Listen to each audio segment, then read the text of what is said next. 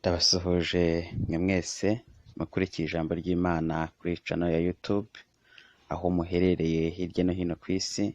Ubuntu bw'Imana nibubane namwe mwese. Njye basuhuza ni Evangeliste Bienvenu Manase. Nejejwe n'Imana mu mutima ko impaye umwanya kugira ngo tuganire ku ijambo ryayo ryera ry'ubutware kandi n'ubushobozi bwinshi cyane. Munyemerere tuganire ijambo ry'Imana rifite intego ivuga ngo nyuma y'ibihe bibi Imana ijya yigaragaza, nyuma y'ibihe bibi Imana igikora ibiruta uko umuntu abitekereza. Reka tusome ijambo ry'Imana mu gitabo cya kabiri cy'Abami, ibice byaho ni 7, abe naho tuzakora iyo ntego. Turasoma umurongo wa mbere n'uwa kabiri gusa, twumve icyo Imana ivuganye natwe. Haranditswe ngo Elisa aravuga ati nimwumve ijambo ry'Uwiteka. Uwiteka avuze ngo ejo nk'iki gihe ku irembo ry'i Samariya indengo y'ifu y'ingenzi izagurwa shekeli 1, kandi indengo 2 za sayiri nazo zizagurwa shekeli 1. Ariko umutware umwami yegamiraga asubiza uwo muntu w'Imana ati mbese naho Uwiteka yakingura amadirisha yo mu ijuru bene ibyo byabaho? Aramusubiza ati uzabirebesha amaso ariko ntuzabiryaho. Mureke dusenge nanone. Uwiteka mwami w'abami, umukuru nyir'ibihe, turagushimiye kubw'uyu mwanya uduhaye. Tugushimiye ko ukomeje kuturindira mu mpande zitari zimwe mu buryo butari bumwe, kandi ukaturindisha ijambo ryawe ryera. Nyemera rero ijambo rya rimanukane n'ubwami n'ububasha, ubutware n'ubushobozi bw'ijambo uboneke muri ryo, kandi aho rigera hose rigira icyo ryubaka, kandi risinga ibyo gusenywa ryubaka ibyo kubakwa. Tubisabye twizeye mu izina ry'Umwami wacu Yesu Kristo, amen. Dusomye inkuru dusanga mu gitabo cy'Abami ba kabiri, niho izi nkuru tuzisomye, aho zivuga ku mateka y'abantu b'i Samariya mu bihe byabo bibi, mu bihe byabo byo kugotwa, mu bihe byabo by'amakuba, mu bihe byabo by'amajugane, mu bihe byabo by'ibyago. Icyo gihe hahaguruka ubuhanuzi bw'ihumure, ariko ubuhanuzi buhagurukira mu bihe byabo bibi. Ndagira nkubwire ngo Imana ijya ivugira mu bihe byiza, ikavugira no mu bihe bigoye. Ivugira mu bihe by'amakuba, ikavugira no mu bihe by'ibyishimo. Ivugira mu bihe by'agahinda, ikavugira no mu bihe by'ibirori. Ivugira mu bihe by'umubabaro, ikavugira no mu bihe by'imbyino. Ariko ikibazo ntabwo ari uko Imana ivuze, ikibazo si n'aho Imana ivugiye, ahabwa ikibazo n'abo Imana ivuganye nabo n'igihe ivuganye nabo. Icyo gihe cyari igihe abantu b'i Samariya bari baratakaje Imana mu mutima, baragenda ahantu batambiraga ibitambo byo guhimbaza Imana, bahindura ahantu ho gutambira ibitambo bya Bayali, bahindura ahantu ho gutambira ibitambo bya Ashera, bahindura inzu z'ibigirwamana bishakiye bakuye mu banyamahanga. Kandi Imana rero yarabatoranyije nk'ubwoko bwayo kugira ngo ijye ibamenera amabanga. Zaburi yarambwiye ngo hahirwa abantu Imana itoranya ikabiyegereza, ngo abo bantu naho hatera ibyago ntacyo bazaba. Zaburi ijya imbwira ngo mbese ni irihe shyanga rifite Imana iriba hafi nk'Imana yaryo? Abantu b'i Samariya bari bafite Imana mu bihe byatambutse, ariko igihe kirongera kiragera batakaza Imana mu mitima, binjiza ibindi bintu. Hari igihe abantu bajya bashyira mu bihe by'ibisubizo bagatakaza Imana mu mutima, bakinjiza ibindi bintu. Kandi ari igihe abantu bajya bagera mu bihe byabo by'amakuba, mu bihe byabo by'ibyago, mu bihe byabo by'agahinda, bakimura Imana mu mutima, bakimika ibindi bintu. Ndagira ngo nkubwire ngo hatari Imana haba ibindi bintu, kandi hari ibindi bintu ntabwo haba Imana. Abantu b'Isaba baramaze gutakaza Imana, Imana imaze kubahana batagifite ingayi bacingira. Kalebu na Yesu bavuze ibintu bikomeye, bavuga ibintu bikomeye ku bantu b'Abanaki, ku bantu b'i Kanani, kandi babivugira mu iteraniro ry'Abisiraheli ririmo abantu bamaze gutakaza Imana, bari bavanye n'abandi bagabo 10 gutata igihugu cy'i Kanani cy'Imana yari yababwiye.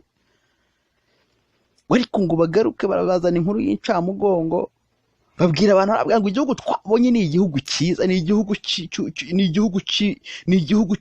cy'ubutunzi, ni igihugu kirumbuka, ni igihugu kirimo imbuto nziza, kandi ni igihugu ko Imana yatubwiye. Ariko abantu twakisazemo ni abantu barebare ku buryo twababonaga tukabona turinzi, n'abatwitegereza bakabona turinzi igihe koko ngo ni ukuri icyo gihugu nta hantu tuzakimenera. Rero ngo nta gihugu cy'abanyabwoba cyageze kibaho, nta n'igihugu cy'abanyabwoba kizigera kubaho, kuko ntabwo bishoboka ko igihugu cy'abanyabwoba cyaboneka, kuko ntabwo umunyabwoba yakinjira mu ntambara. Muri ibyo yaravuze ngo nimuze ngabo za Yesu zarobanuwe twinjire mu ntambara, ngo dore umugabo uzigabye ni umwami Yesu. Nta gihugu kijya kiboneka hatabanje kuboneka, hatabayeho gutanga amaraso. Nta gihugu kijya kiboneka hatabayeho kwitanga. Nta gihugu kijya gifatwa hatabayeho kwihangana. Nta gihugu kijya gifatwa hatabayeho gushira amanga. Nta gihugu kijya kiboneka hatabayeho gutamba ibitambo. Abantu babisaye kugira babe mu gihugu cya Giputa, icyago cya nyuma cyangwa ikimenyetso cya nyuma nuko habanje kumeneka amaraso. Ikimenyetso cya nyuma cyo gucungurwa, abisi ducungurwa n'umwana w'intama w'Imana, nuko habayeho kumeneka amaraso ku musozi mubi, ku musozi w'imivume Igorogota. Abagabo 12 bajyanye na Kalebu na Yesu wa gutata bagarukana inkuru y'incamugongo bafashwe n'ubwo bitewe n'ibihe bahagazemo, bitewe n'ibihe basohoreyemo, bibagirwa icyo Imana yavuze, batakaza icyo Imana yavuganye na, batakaza n'imbaraga z'Imana. Muri ahantu hari ubwoba haboneka kwimuka Imana, kandi ahantu hari Imana haboneka gushira ubwoba. Kalebu na Yosuwa babwira abantu, barababwira nti nyamara yavuganye natwe kera, nimba ari igikomeje kuvugana natwe. Iyakoranye natwe kera, nimba ari ikomeje gukorana natwe. Iyambukanye natwe inyanja itukura, abafara bagaheramo, nimba ari ikomeje kugendana natwe. Iyenjeranye natwe mu butayu bw'i Kadeshi, nimba ari ikomeje kugendana natwe. Igihugu twabonye nta kabuza tuzakigeramo. Imana ishimwe. Ni kandi banake twabonye kuko ni barebare, bananadusumba, ariko badusumba twebwe ubwacu, ntabwo badusumba turi kumwe n'Imana yacu. Niyo mpamvu nimba ari ikomeje kutwishimira abo twabonye, tuzabarya nk'abarya imitsima, kuko ntibagifite ikibakingira. Imana ishimwe cyane. Tuzabarya nk'abarya imitsima kuko ntibagifite ikibakingira. Imana ishimwe. Hari igihe umuntu ahagarara imbere y'ikibazo akabona kiramusumbye, hari igihe umuntu ahagarara imbere y'umusozi akabona uramusumbye akigereranya, ariko umuntu w'Imana ntabwo akwiriye kwigereranya n'umusozi. Umuntu w'Imana akwiriye gufata uwo musozi akagusumbisha Imana isumba byose, kuko Imana iri hejuru yawo. Imana ishimwe cyane. Zaburi ya 93 yambwiye iki ku murongo wa 4, yarambwiye ngo amajwi y'amazi menshi n'umuraba ukomeye w'inyanja, Uwiteka ubiri hejuru abirusha gukomera. Ariko hari igihe Imana ivugana natwe mu butayu bukakaye, tukumva ntabwo imvura izagwa muri ubwo butayu. Ariko Imana ivusha igitare kikavusha amazi mu butayu, niyo yananirwa kumanurira amazi mu butayu. Ariko Imana igica inzira mu nyanja, inyanja igahinduka nyabagendwa. Niyo yananirwa gufata ikidaturwa ikakinyuzamo inzira, ikakinyuzamo umuhanda. Imana igenda hejuru y'inyanja, niyo yananirwa gufata ikibazo uhagazemo uyu munsi wa none, niyo yananirwa gufata umusozi uhagaze uyu munsi wa none ikawitsa ugatambuka. Niko Imana ivugana natwe mu bihe bigoye, mu bihe bibi, tukumva Imana itakora. Elisa ahanura ubuhanuzi mu gihe kinini cyari gishize cy'imyaka 7, abantu b'i Samariya barishwe n'inzara. Abantu b'i Samariya barafungiwe mu mudugudu, ntawe usohokamo, ntawe winjira. Abantu b'i Samariya ntawe ukijya mu murima, ntawe ujya mu kazi ka leta, ntawe ugikora, bose bakinyaniye mu murwa. Kugeza ubwo igihanga cy'indogobe cyaguzwe amafaranga arenze urugero, kugira ubwo barenze ku gihanga cy'indogobe bakinjira ku mahurunguru y'inuma. Abantu barababara, abantu barateseka, abantu bararuha, kugeraho umubyeyi yijishura umwana akamurya. Ariko reka nkubwire ngo Imana ivugana natwe, Imana ibana natwe ibihe byose. Ntabwo ari Imana itewe ubwoba nuko umubyeyi yijishura umwana akamurya. Ntabwo ari Imana itewe ubwoba nuko ibi uhagazemo uyu munsi wa none bituma utabasha kureba imbere.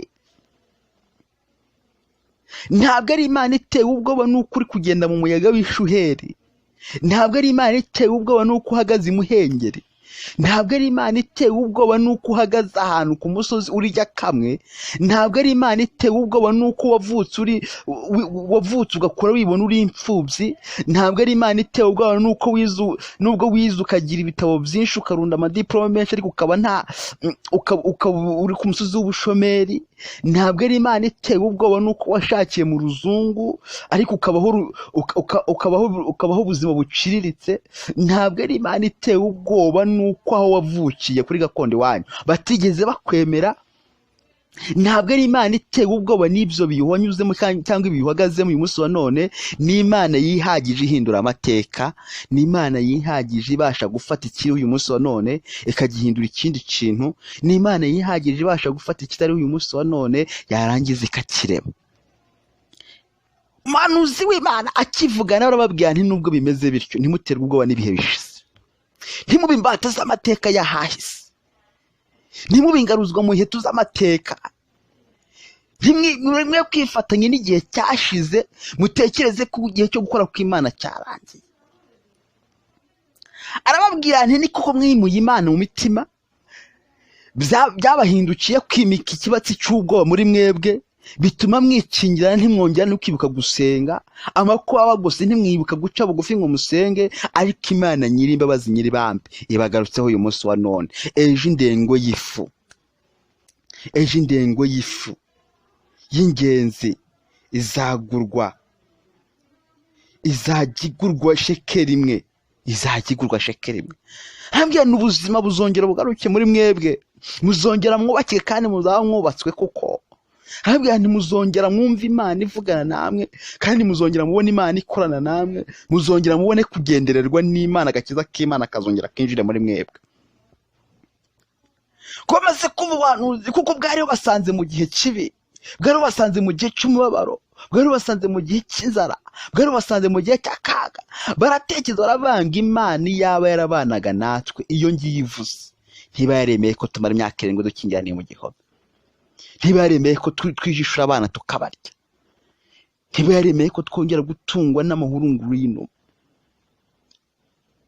Ku gisonga umwami yegamiraga aba aricyo cyari gikwiriye kuba gikomeza abandi bantu. Uzi ko hari igihe tuya ducibwa intege ntari bakwiriye kudukomeza. Igisonga umwami yegamiraga cyari gikwiriye kuvuga nti nimwumve uko Uwiteka Imana ivuze, nimugire ihumure, dore Imana itugarutseho yabanaga na basokuruza kera yongeye kugaruka muri twebwe.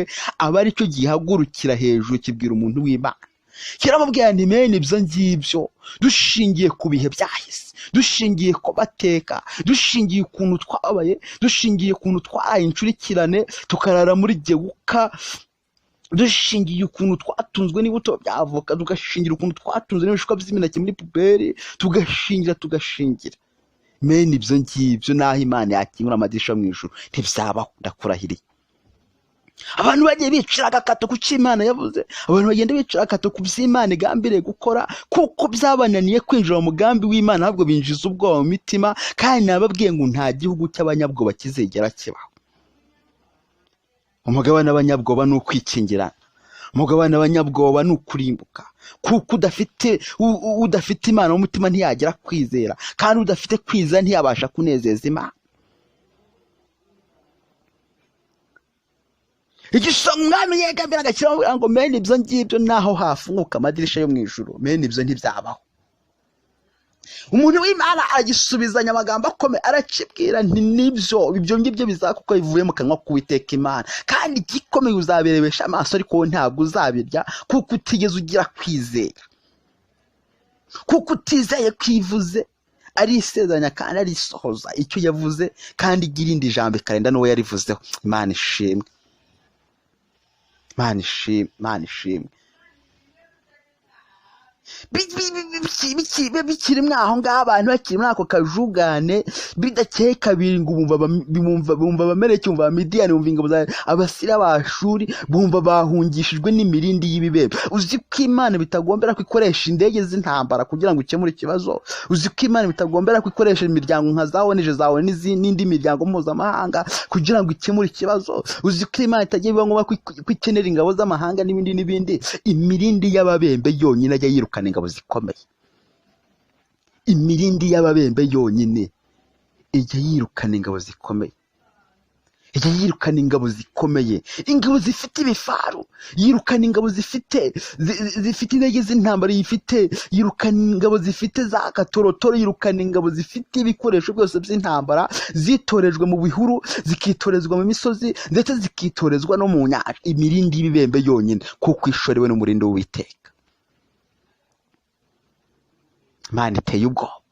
Icyo Imana ivuze kingana n'icyo ikoze, kandi icyo Imana ikoze ntabwo gishingira ku bihe n'ibihe, ntabwo gishingira ku myaka, gishingira ku butware bw'ikivuze.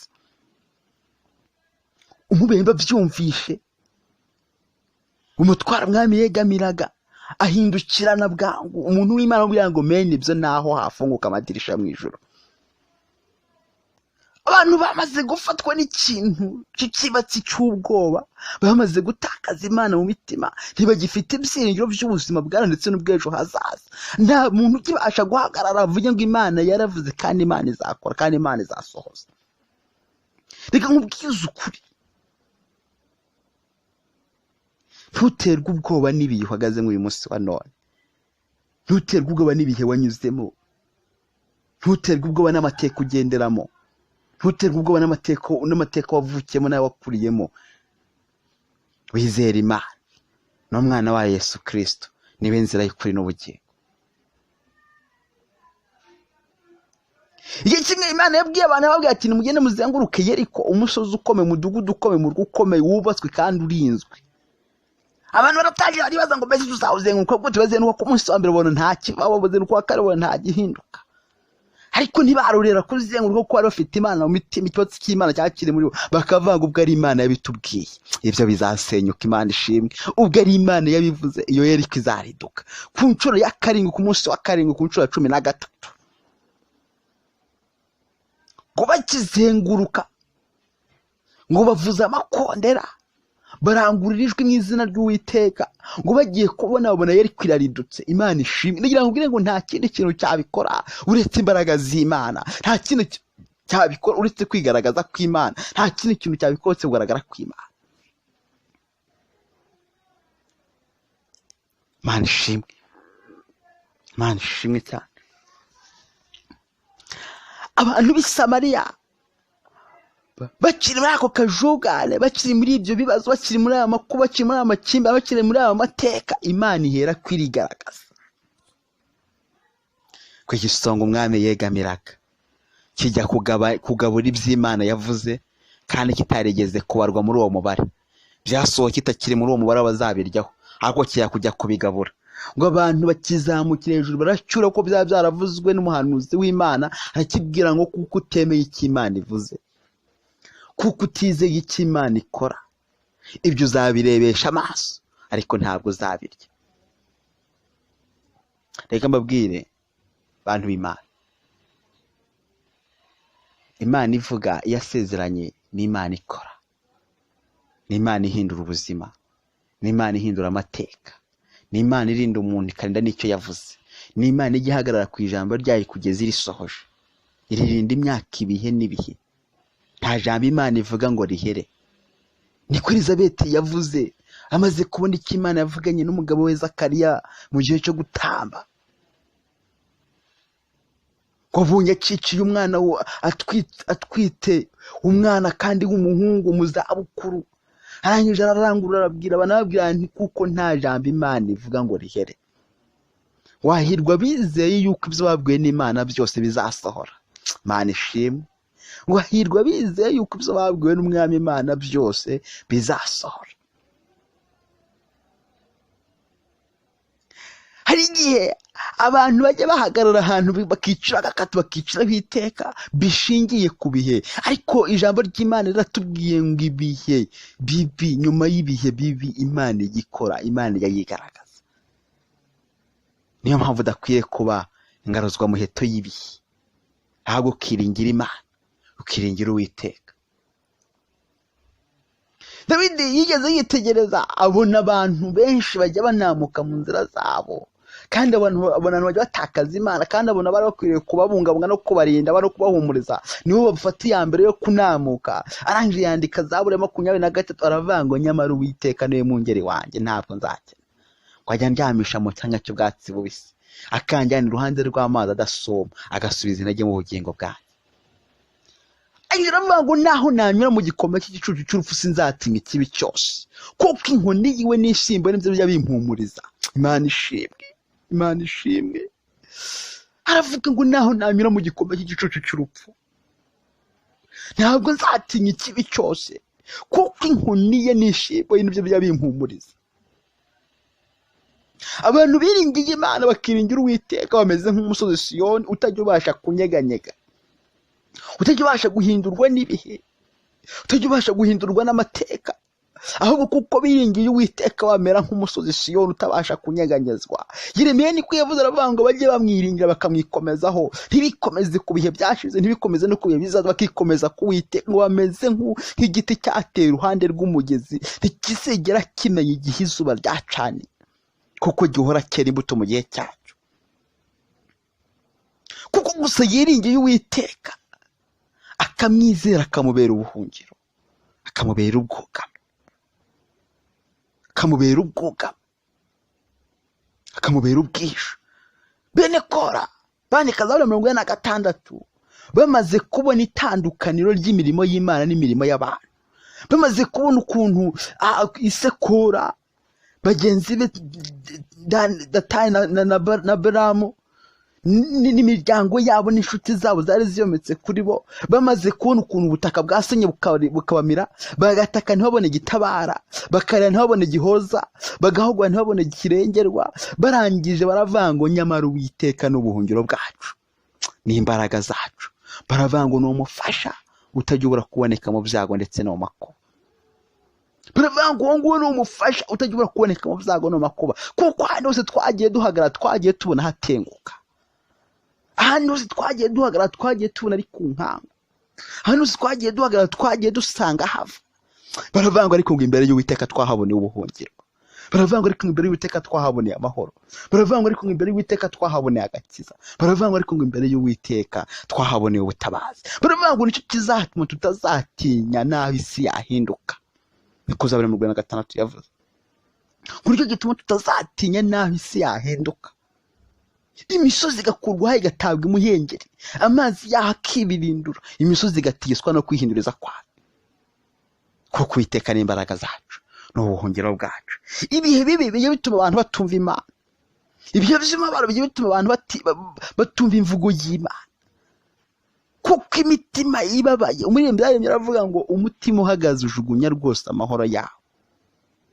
Wendekeye Abaheburayo ibice 10 arangije avuga ibintu bikomeye, aravuga ngo kuko hasigaye igihe gito ngo uzaza ntabwo azatinda.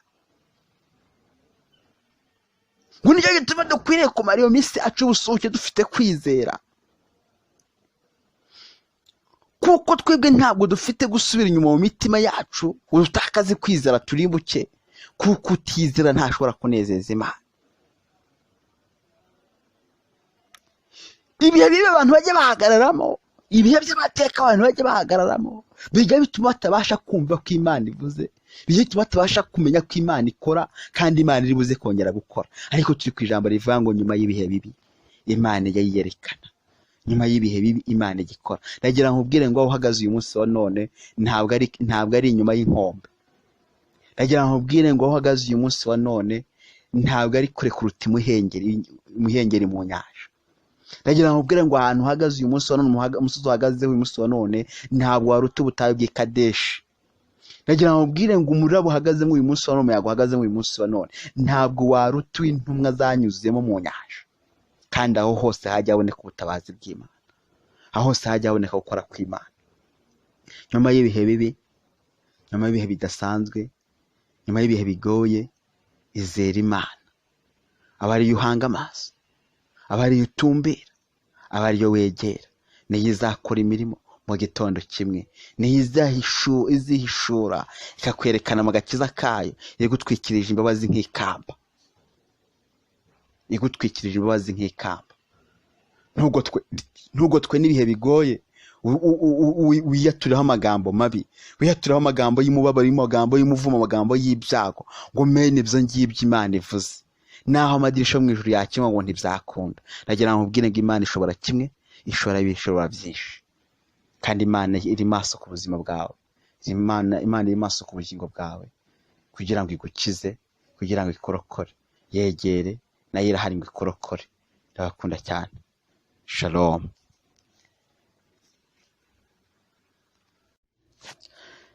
Ndabasuhuje.